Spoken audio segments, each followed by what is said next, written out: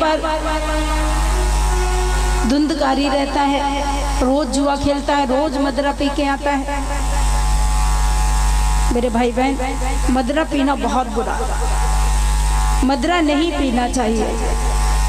और आजकल तो इतना चला है, अभी आप लोग जानते हैं, अभी आप सभी लोगों के सामने जो 15 तारीख को वोट पड़े थे, क्या हालत हुई थी। लोगों ने कितना पैसा बर्बाद कर दिया पीने में, पिलाने में। मैं बार बार निवेदन करती हूँ, अरे विकास करो, विनाश क्यों कर रहे हो सबका? ये तो विनाश ही हो रहा है, विकास कहाँ हो रहा है? तो कुछ लोग जो पीते हैं, मैं उनको व्यासपीठ से कहना चाहती हूँ, इससे बहुत नुकसान है। जिसका नाम लेने से मुझे परेशानी होती है, मैं व्यासपीठ से यदि एक बार उसका नाम ले देती हूँ तो फिर मुझे लगता है कि मेरी जीवा अपवित्र हो गई। और जिसको लोग पीते चले जाते हैं, लेकिन जो पीने वाला होता है वो अच्छे लोगों को पागल बना देता है। कुछ लोग समझाने की कोशिश करते हैं तो उनको उल्टा पाठ पढ़ा देता है। मैंने कई लोगों को देखा है, बोलते हैं कि इसमें दोष क्या है, वो तो समुद्र से निकली है। और समुद्र से निकला कौन? अमृत भी तो निकला, वो तो अमृत की बहन है। अरे मैं निवेदन करना चाहती हूँ, समुद्र में से तो विष भी निकला था, उसको क्यों नहीं पी लेते हो? लेकिन ये सब क्या है? ये व्यसन है, ये वासना है, और ये हमारा आपका एक अमल है। इसलिए मैं बार बार व्यासपीठ से निवेदन करती हूँ, मदरा पान करना बहुत बुरी बात है। और जो लोग पीते हैं उनके घरों में जा कर के देखो क्या हालत है। एक कोई आदमी जा रहा था, उसके सिर में दर्द हो रहा था, तो बेचारा एक दवाई गोली लेने जा रहा था। और जब एक सिर में दर्द होता है तो 1 रुपए की गोली आ जाती है, उससे सिर दर्द दूर हो जाता है। तो वो बेचारा भला इंसान, वो दवाई लेने जा रहा, सामने एक पीने वाला मिल गया, पिए हुए था खूब कस के। उस पीने वाले ने उसको कहा, कहाँ जा रहा है? बोले भैया टैबलेट लेने जा रहा हूँ। क्यों? बोले सिर में दर्द है। सिर में दर्द है तो उस पीने वाले ने कहा, ये मैं तुझे दवाई दे दूं तो चलेगा? उसने कहा भैया क्या दवाई दोगे? उसने जाना कोई टैबलेट वगैरह पड़ी होगी। तो बोले दवाई तो लेने ही मैं जा रहा हूँ। बोले उस दवाई से नहीं जाएगा, मैं तुझे बताऊं, तेरा सर दर्द बिल्कुल चला जाएगा, बिल्कुल नहीं बचेगा। तो उसने कहा भैया कौन सी दवाई है? तो उसने निकाल के पौआ दे दिया। उसने कहा इससे सिर दर्द चला जाएगा? भला आदमी था। उसने कहा भैया इससे तो बड़ा और जाएगा, इससे सिर दर्द चला जाएगा? तो उस पीने वाले ने कहा क्यों नहीं चला जाएगा? कैसे चला जाएगा? तो पीने वाला बोला कि जब इससे मेरी जमीन चली गई, जायदाद चली गई, पत्नी चली गई, बच्चे चले गए, इज्जत चली गई, प्रतिष्ठा चली गई, तो तेरा सर दर्द नहीं जाएगा?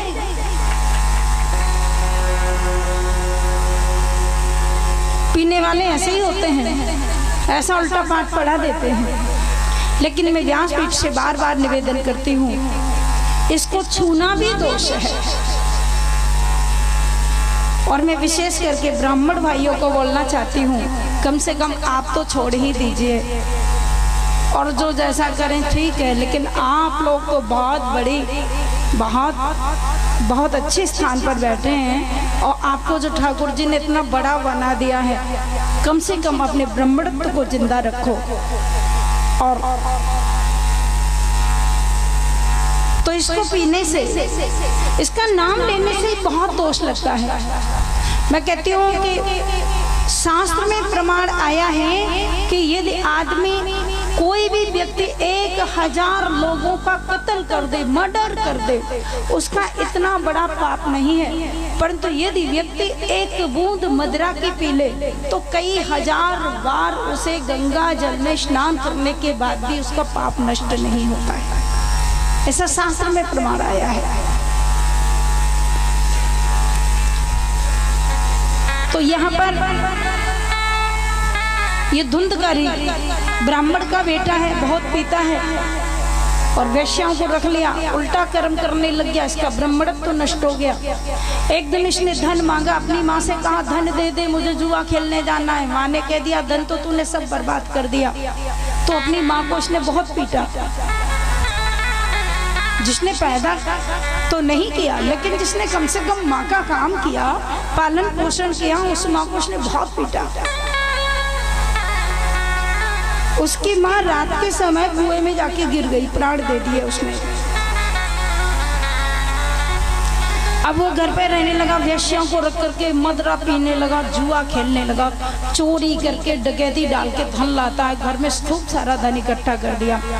एक दिन वेश्याओं ने सोचा यदि हम लोगों को कहीं, यदि किसी दिन इसको कोई पकड़ लिया किसी ने, तो हम सब पकड़े जाएंगे, घर में धन रखा है, हम सब फंस जाएंगे। तो वेश्याओं ने सोचा कि अब इसको मार दो, हमारे लायक तो इसने धन कमा के रख ही दिया है। तो एक दिन धुंधकारी सो रहा था, सोते समय वेश्याओं ने इसका गला दबा दिया।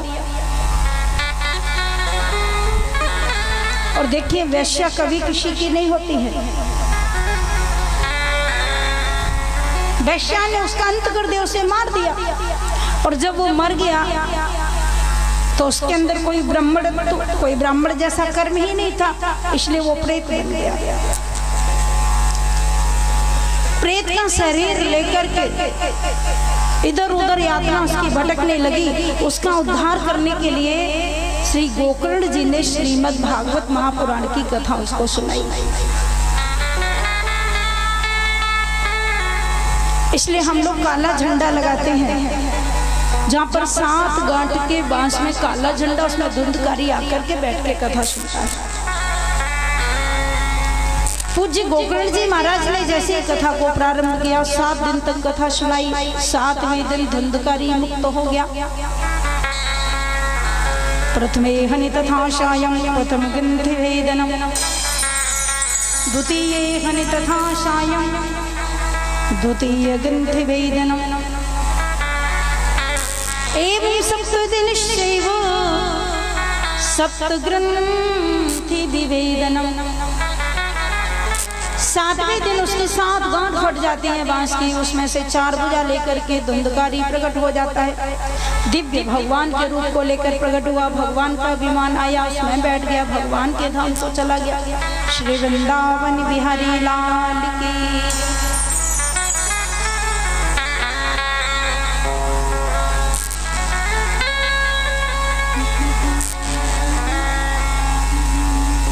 भजन करो, ध्यान करो, सत्संग करो। तो यहाँ पर गोकर्ण जी ने आज 7 दिन की भागवत कथा सुनाई धुंधकारी को, और धुंधकारी का उद्धार हुआ। बोलिए भागवत भगवान की जय। बस ये सूत जी सुना रहे थे शौनकादिक ऋषियों को, और उन्हें अपने गुरुदेव की याद आई, सुखदेव भगवान की। सुखदेव जी के चरणों में प्रणाम कर लिया सूत जी ने। निगम कल्पतरोर गलितम फलम शुकमुखादुमृत द्रिव संयुतम, पिबतु भागवतं रसमालयं मोहरो रसिका। भागवत महापुराण का एक ऐसा फल है, इस फल को, इसमें रस ही रस है, इसलिए इसको सतत पीना चाहिए। कल्प वृक्ष का फल है श्रीमद् भागवत महापुराण, 4 वेदों का फल है श्रीमद् भागवत महापुराण।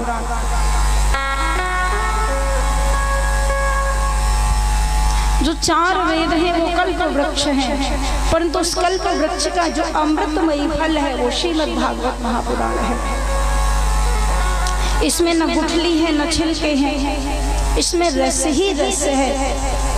इसलिए हे भावुक, हे प्रेमी, भक्तों को यहाँ पर पीने के लिए कहा, तुम इसे पी जाओ। किसी ने पूछा कितना पी लें?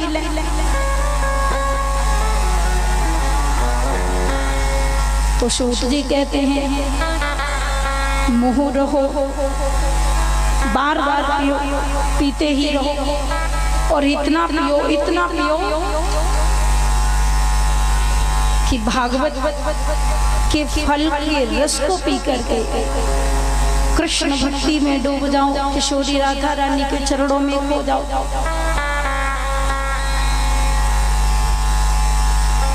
तो ये भागवत जी की महिमा के बारे में बताया। सुखदेव भगवान को प्रणाम किया। पूज्य सुखदेव भगवान ने जिस समय देवताओं को, राजा परीक्षित को ये कथा सुना रहे थे सुखदेव जी, उसी समय देवता लोग अमृत का कलश लेकर आ गए और देवताओं ने सुखदेव जी को कहा कि हम लोग अमृत का कलश लेकर आए हैं। राजा परीक्षित को मरने का डर है, 7वें दिन इन्हें तक्षक नाग डस लेगा और इनकी मृत्यु हो जाएगी। परंतु देवताओं ने कहा कि हम लोग अमृत का कलश लेकर आए हैं, आप इस अमृत को परीक्षित को पिला दीजिए और इसके बदले में ये भागवत कथा हमें सुना दीजिए। सुखदेव जी ने मना कर दिया।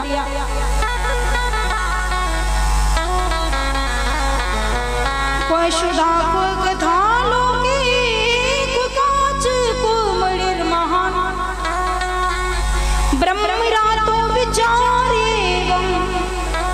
तदा देवांजहाश।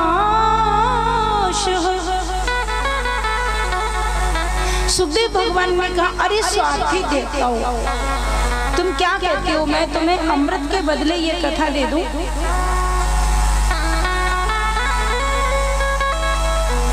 अरे अमृत को पी करके तो अमर ही हो जाएंगे, परंतु भगवान की कथा को सुनकर के तो मुक्त हो जाता है जी, और उसके सारे कष्ट दूर हो जाते हैं। दैहिक, दैविक, भौतिक ताप, 3 प्रकार के ताप नष्ट हो जाते हैं और पुनरपि जन्मम पुनरपि मरणम पुनरपि जननी जठरे शयनम, उसका आने जाने का चक्कर ही खत्म हो जाता है।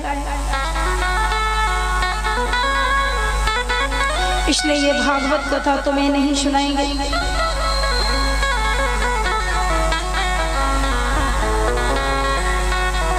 सुखदेव भगवान ने कहा, स्वार्थी देवताओं, यदि ये कथा मैं तुम लोगों को सुना भी देता, परंतु तो बिल्कुल नहीं सुनाएंगे। क्यों? बोले तुमने भागवत की महिमा को नहीं समझ पाया, तुम भागवत के महत्व को नहीं जानते हो। तुम्हारा तो अमृत कांच के टुकड़े के बराबर है, परंतु ये भागवत कथा तो मणि के बराबर है। कहाँ कांच का टुकड़ा, कहाँ मणि। जिन हरि कथा सुनी नहीं कानो,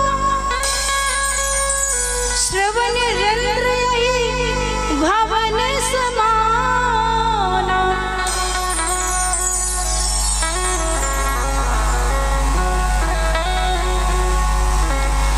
नैनन संत दर्श नहीं देखा, लोचन मोर पंख कर लेखा।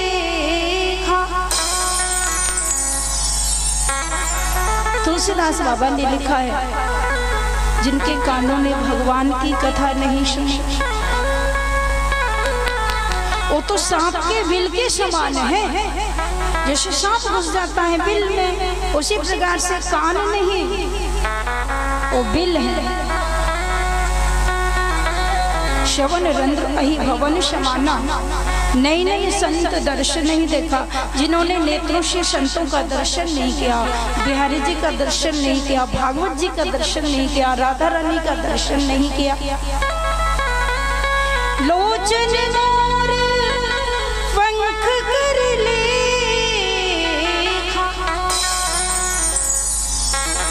वो आंखें तो मोर पंख के समान है, जिन्होंने भगवान का, संतों का दर्शन नहीं किया।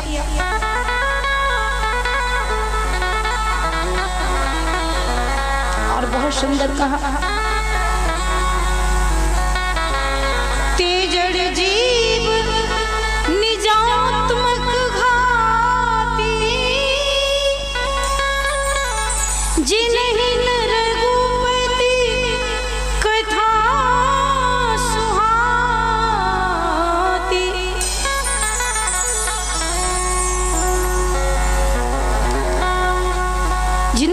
कथा के सार को नहीं जाना।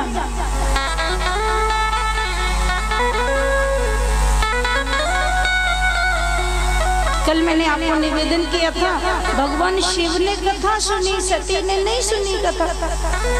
और जब नहीं सुनी तो तुलसीदास बाबा ने कहा अब ये भवानी नहीं, अब ये जगत जननी नहीं। सती को दिमाग में से निकाल दिया। तुलसीदास बाबा कहते हैं मैं तो जगत जननी समझकर इनको प्रणाम कर लेता, परंतु इन्होंने मेरे राम जी की कथा को नहीं सुना। अब तो ये दक्ष की बिटिया रह गई, मुझे प्रणाम नहीं करना। और वही सती जब उमा बनी, पार्वती बनकर भगवान शिव को फिर पूछा कथा के बारे में, राम जी की कथा के बारे में।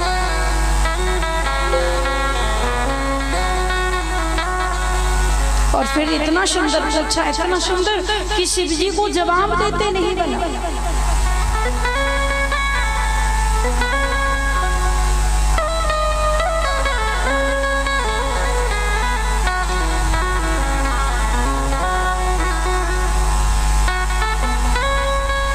बैठी शिव समीप हर साई, पूर्व जन्म कथा चित आई। शिव पार्वती का विवाह हो गया। विवाह होने के बाद भगवान देवादिदेव महादेव कैलाश पर पधारे, माता जी साथ में गई। अब माता पार्वती को लगा कि मुझे शरीर छोड़ना पड़ा, मैं जल गई, मैं मर गई, मैं दोबारा शिव जी को मिल गई। अब तो कम से कम मुझे राम जी की कथा के बारे में जिज्ञासा होनी चाहिए और मुझे पूछ लेना चाहिए कि वो राम कौन थे जो स्त्री के विरह में हाँ सीते, हाँ सीते, हाँ सीते, वो ब्रह्म थे कि ईश्वर थे कि पुरुष थे कि राजकुमार थे। मेरी समझ में नहीं आया।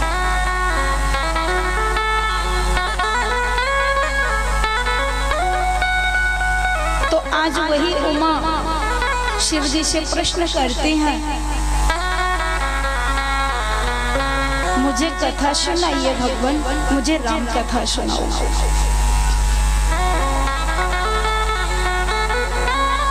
भगवान शिव ने कहा क्या करोगी कथा सुन करके? उमा ने कहा बहुत सुंदर, मुझे राम कथा सुनाओ।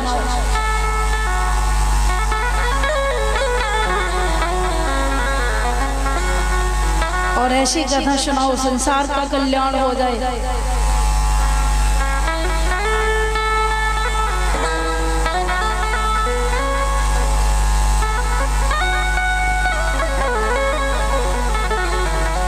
कथा जो सकल लोक हितकारी,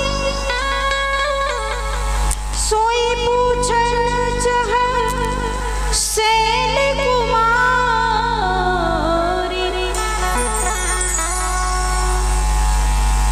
सारे संसार का, तीनों लोगों का जो कल्याण करने वाली कथा है वह सुनाइए, राम जी के बारे में सुनाइए,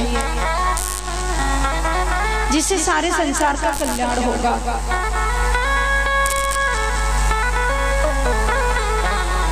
भगवान शिव ने कहा देवी, संसार के कल्याण की क्यों सोचती हो, अपना कल्याण करो। दुनियादारी से तुम्हें क्या लेना, संसार तरे या मरे। यदि तुम्हें पूछना है तो अपने कल्याण के लिए कोई साधन पूछे। माता पार्वती कहती है नहीं नहीं, जो सारे संसार का कल्याण करने वाली है, सारे लोगों का कल्याण करने वाली है, वह कथा मुझे सुनाइए। तो भगवान शिव ने कहा कि तुम्हें दुनिया के कल्याण की क्या पड़ी है, तुम अपना कल्याण करो ना। पार्वती जी ने बहुत सुंदर जवाब दिया, हे नाथ, हे परमेश्वर, हे प्राणनाथ,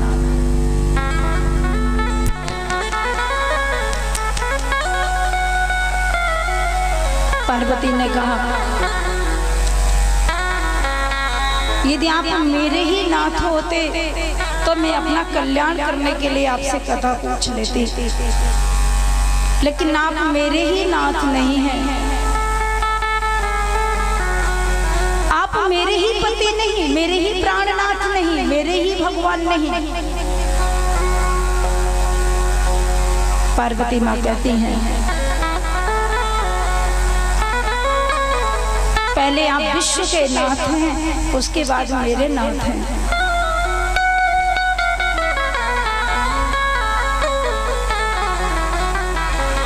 विश्वनाथ ममनाथ पुरारे।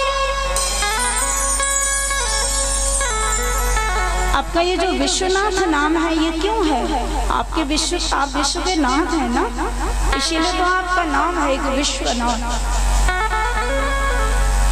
और उसके बाद मेरे नाथ हैं, तो विश्वनाथ ममनाथ पुरारे, त्रिभुवन महिमा विदित तुम्हारी।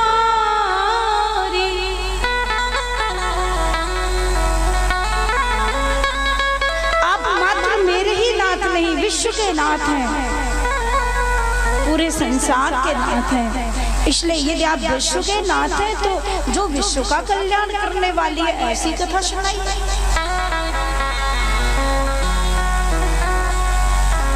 विश्वनाथ ममनाथ पुरारी, त्रिभुवन महिमा विदित तुम्हारी।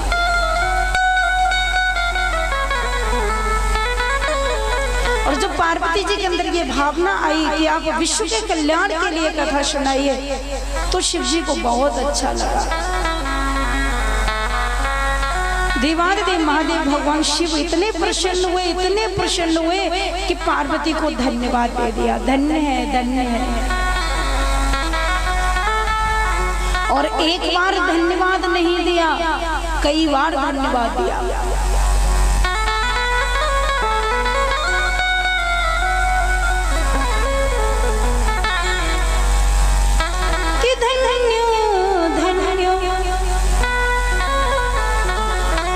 धन्य धन्य गिरिराज को